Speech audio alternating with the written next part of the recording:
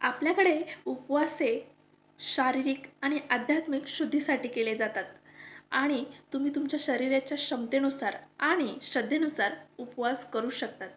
तर तुम्हाला माहिती आहेत का ह्या उपवासाचे फायदे काय असतात? आपण जाणून घेऊया ह्या व्हिडिओमध्ये उपवासाचे फायदे काय. आपल्या डायजेस्टिव्ह सिस्टीमला विश्रांती भेटते. आपण उपवास केल्यामुळे आपण आपल्या बॉडीला अन्न देत नाही आणि त्याच्यामुळे आपली जी डायजेस्टिव्ह सिस्टीम आहे त्याच्यावरचा लोड कमी होतो आणि बॉडी डिटॉक्स होण्यास शरीराला वेळ मिळतो.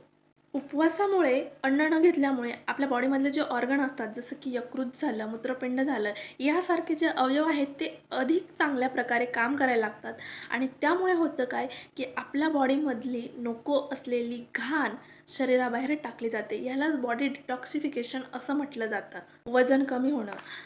आपण उपवास केल्यामुळे होतं काय, की बॉडीमध्ये जे फॅट साचलेलं असतं, तर बॉडी तेच फॅट ऊर्जा म्हणून वापरायला सुरुवात करतं आणि त्याच्यामुळे वजन कमी होण्याससुद्धा मदत होते.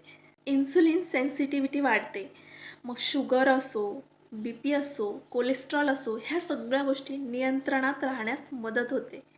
तर असे होते उपवासाचे फायदे.